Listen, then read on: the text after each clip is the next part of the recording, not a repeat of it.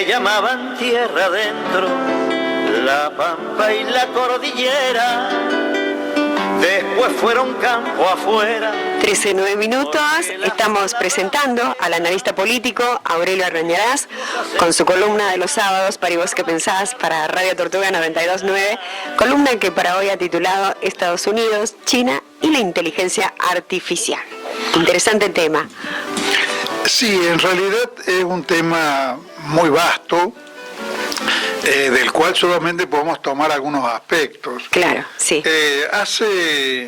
Hace poco tiempo, en una entrevista que me hizo para Radiográfica Gabriel Fernández, Gabriel me preguntaba hasta dónde puede llegar la creación humana de este tipo de cuestiones.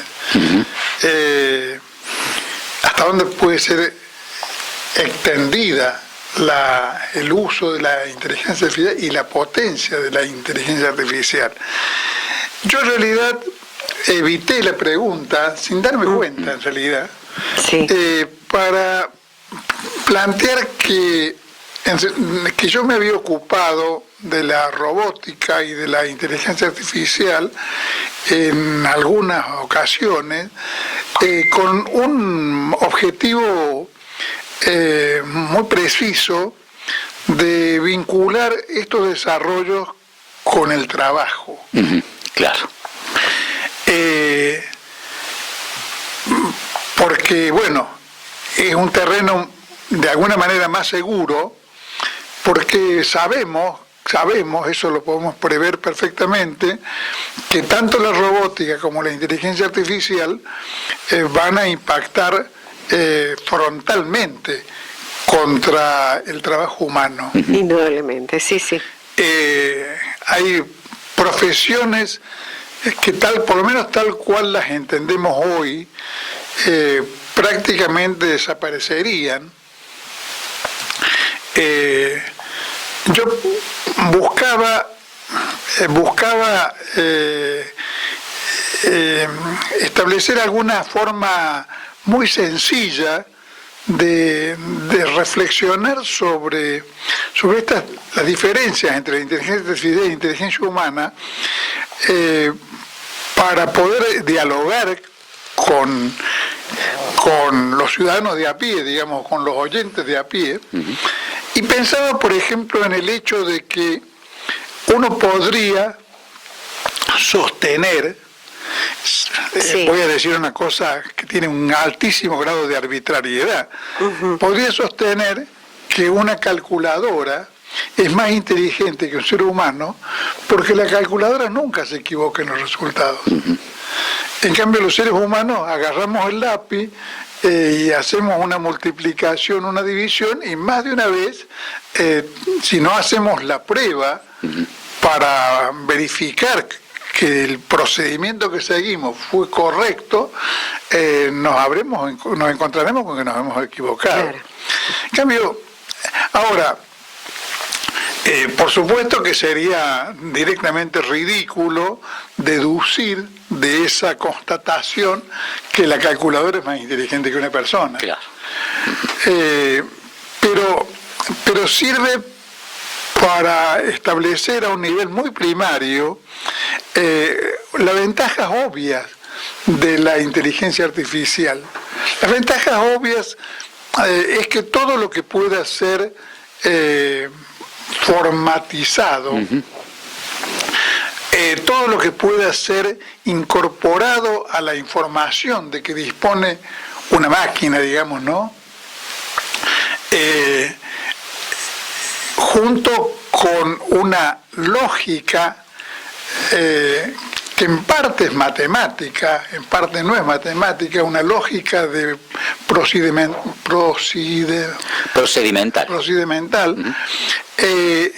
Todo eso puede, una vez logrado ese objetivo, puede generar una acción por parte de esa máquina más exacta y con un grado mayor de certeza que la que esperamos de un ser humano.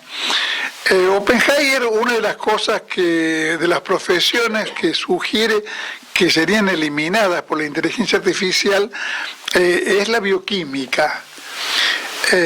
Sí. Porque se trata de un procedimiento perfectamente matemático, por decir así, donde cabe, por remota que sea, cabe la posibilidad del error humano, y en cambio, digamos,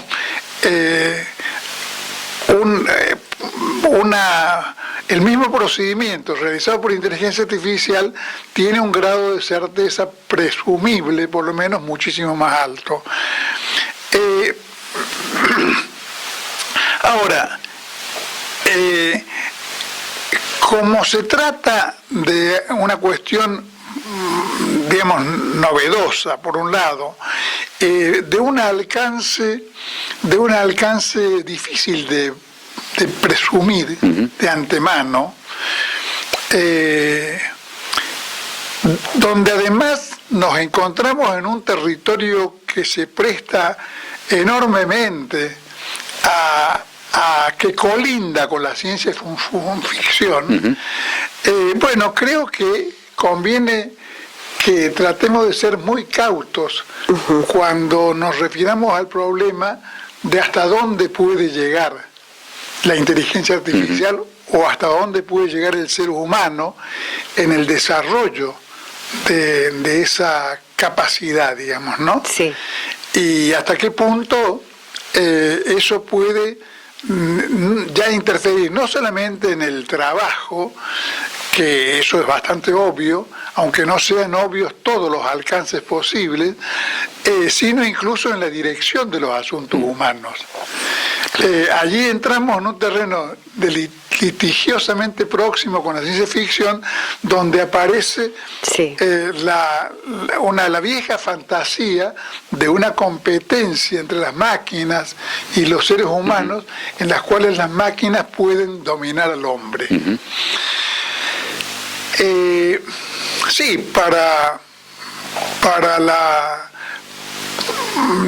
Para la especulación abstracta, eso reconstituye sin duda una tentación interesante, digamos, ¿no? Pero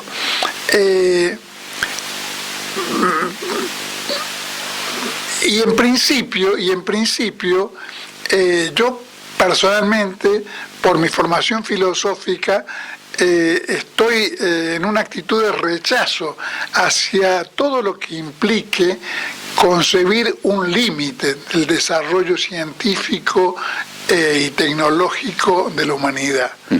Es decir, creo que simplemente podemos hacer conjeturas que siempre van a estar limitadas por la época en que nos toca vivir. Seguramente los casos,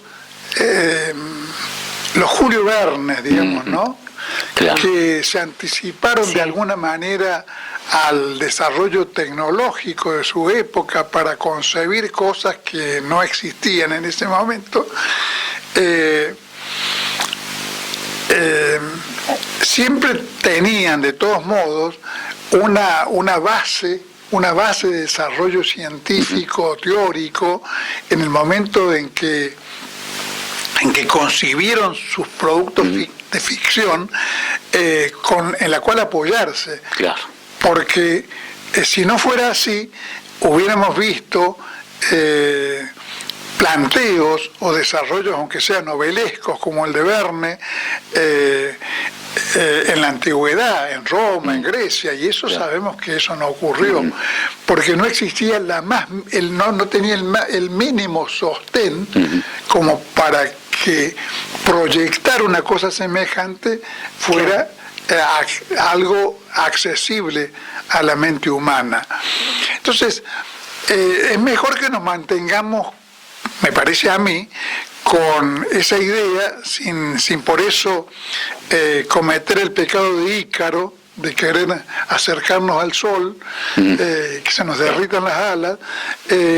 Conviene mantener, creo yo, la creencia en esa posibilidad de expansión en principio ilimitada del conocimiento científico, del conocimiento humano y del dominio de la naturaleza por parte del hombre, que por mucho que ha avanzado en los últimos 2, 3 o 4 siglos, indudablemente está muy lejos todavía de poder cacarear, digamos, ¿no?, o ensoberbecerse con el dominio de la naturaleza, cuando todos los días vemos en las noticias nuestra impotencia frente a los tsunamis, cómo aún en países avanzados avanzan indiscriminadamente muchas veces los incendios y nos resulta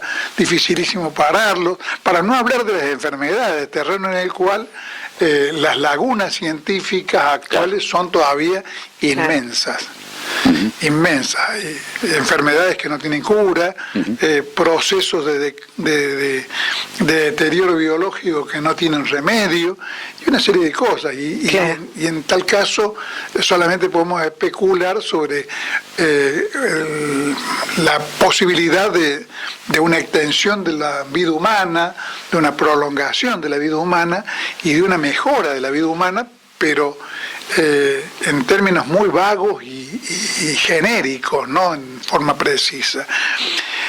Lo que sí podemos hacer es, con relación al tema de la inteligencia artificial, es por un lado constatada todo lo que está emergiendo a partir del desarrollo de la inteligencia artificial y particularmente de la competencia, de la carrera que en este orden de cuestiones hay entre Estados Unidos y China, para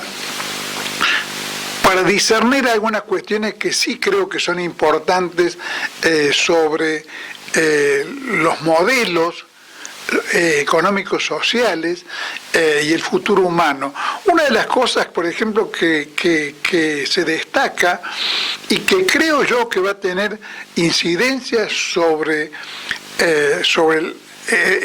los resultados de esta carrera, es la existencia de modelos que si bien están ambos relacionados con el desarrollo de la inteligencia artificial, pero son modelos para tratar el problema con profundas diferencias, que derivan de lo sistemático. Es decir, lo que es propiamente científico del asunto se desarrolla en un marco de sistemas sociales donde, por ejemplo, eso conlleva a que en Estados Unidos el desarrollo de la inteligencia artificial tenga un patrón relacionado con el asunto como negocio, como producto, como mercancía, que no lo tiene en China. Entonces, las empresas que están vinculadas, los famosos gigantes tecnológicos norteamericanos, están invirtiendo cifras gigantescas con una obvia expectativa de hacer de eso, de lograr con eso un gran negocio que está vinculado al cobro de suscripciones a los que serían usuarios de la inteligencia artificial. Entonces, que sería mucho, porque vamos a decir que entre los dos países concentran el 60% en todo lo que hace a desarrollo de la inteligencia artificial, ¿no? Claro, sí. Claro, pero en principio el mercado para la inteligencia artificial es el mercado mundial. Claro, sí. O sea, no solamente el mercado chino, el mercado norteamericano, sino el mercado mundial, así como el mercado para Microsoft o para Internet es un mercado mundial. No es un mercado nacional. Y bueno, siempre conviene recordar que Internet nace como el fruto final de un proceso de desarrollo estatal norteamericano. Sí, comenzó ahí, con ellos, norteamericano, ¿no? Como una inversión del Estado en el área de la comunicación y en un momento determinado eso sale de esa esfera para ingresar a la esfera civil, digamos así, y transformarse en lo que es actualmente, no solamente en una novedad tecnológica y comunicacional absoluta, incluso para los que estamos todavía vivos, pero que hemos vivido épocas en que no existía el fenómeno,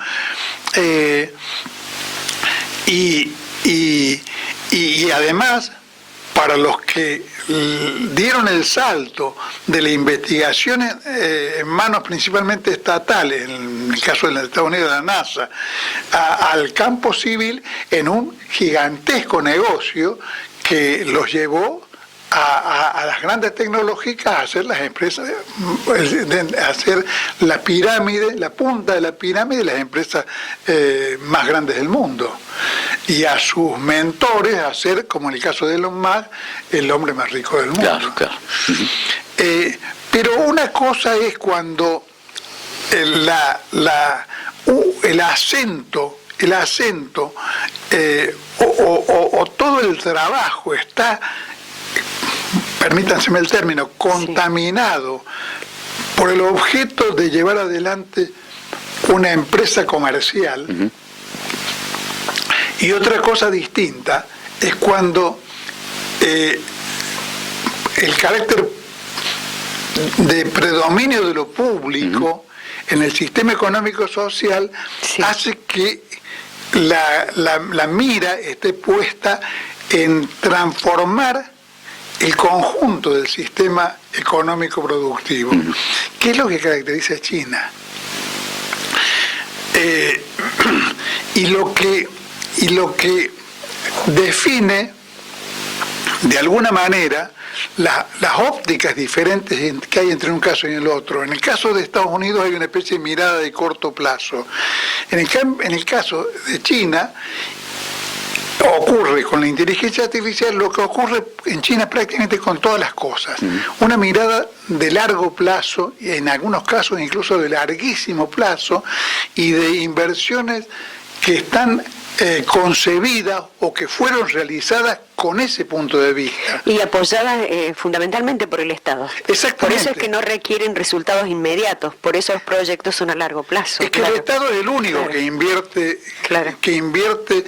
con esa mirada, digamos, de obtener un beneficio general para todo el sistema, sin un lucro, aunque no existe un lucro inmediato. Inmediato, claro, sí. Y ese es el secreto en algunos casos del desarrollo de la industria militar y muchas veces del paso posterior del campo de lo militar al campo de lo civil. Claro, como ha ocurrido con tantas cosas. Ahora, en el caso de China, por ejemplo, si vamos a pensar en el tema de la carrera de la competencia entre las dos economías, China lleva una ventaja considerable porque hace largo tiempo que está formando ingenieros en inteligencia artificial en cantidades desmesuradas con relación a los Estados Unidos, al punto tal que hay una especie de figura con la cual se dice que Estados Unidos, mientras Estados Unidos podría llenar un auditorio con ingenieros, China podría llenar varios estadios de fútbol. Claro. Y las cantidades allí se transforman en calidad. Indudablemente. Como siempre ocurre. Si uno tiene un país donde todo el mundo juega al ajedrez, es muy probable que tenga los astros mundiales en el ajedrez. Ahora, además de eso, esta cuestión de lo privado y lo público interfiere, por un lado, interfiere a veces en las cosas que se formulan sobre el problema.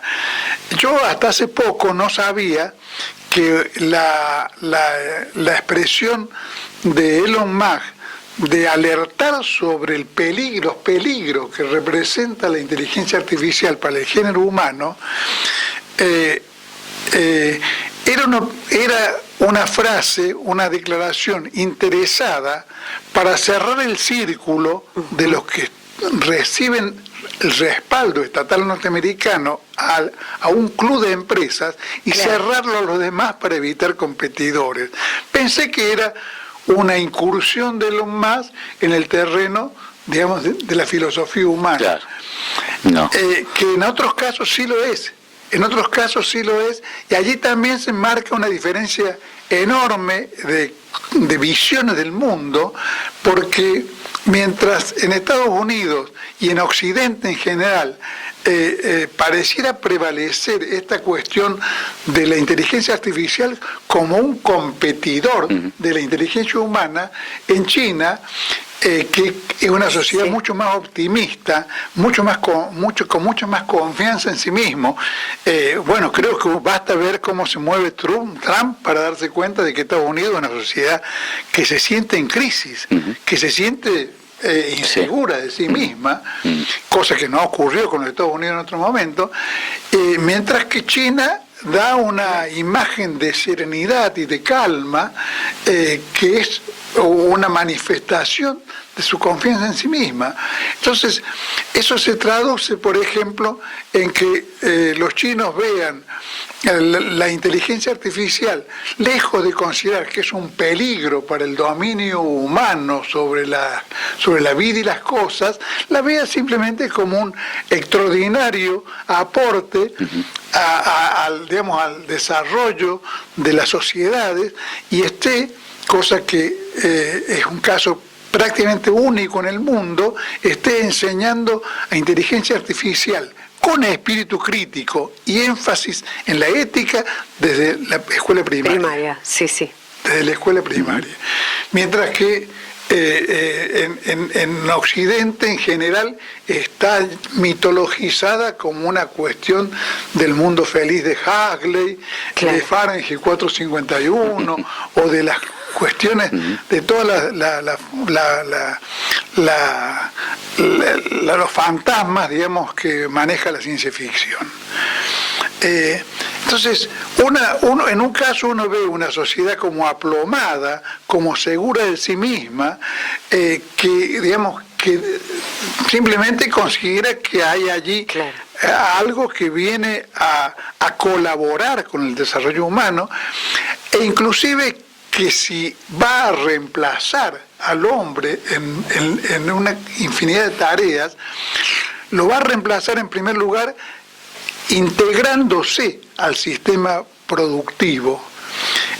Una de las cosas que parecen maravillar, hace muy poco han ido dos periodistas de Clarín a China, han vuelto fascinados, y no son comunistas, son simplemente, han vuelto fascinados por China, diciendo que China es es el mundo del futuro.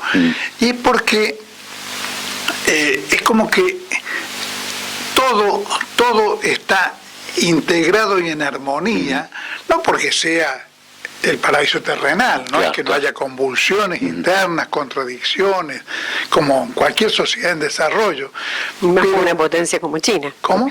Y más siendo una potencia como lo es China. Máximo un país gigantesco como China, una gran potencia, que además está haciendo cosas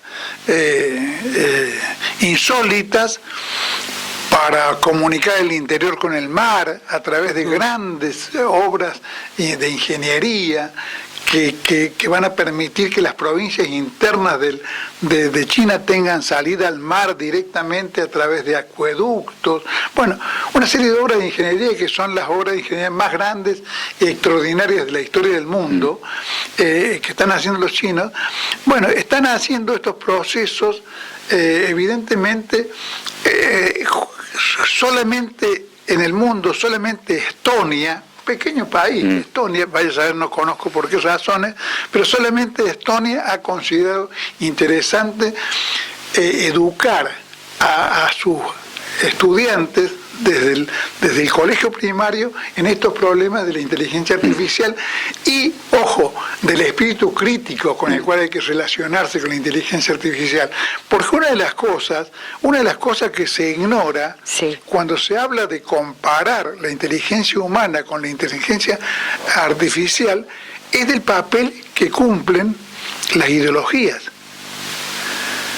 Las ideologías no son una cuestión neutra desde el punto de vista del conocimiento. Las ideologías son cosas tan significativas en la vida humana que, por ejemplo, llevaron a Galtieri a creer que Estados Unidos iba a estar a favor de la Argentina en la Guerra de Malvinas. Claro. Y no es que eso no es un indicador de que Galtieri fuera un tipo sin cerebro. Era su visión del mundo. Él se consideraba era anticomunista, se consideraba como un militante de Occidente, había enviado soldados argentinos a colaborar con los Estados Unidos en Nicaragua y en consecuencia consideraba que Estados Unidos era un país amigo. Claro.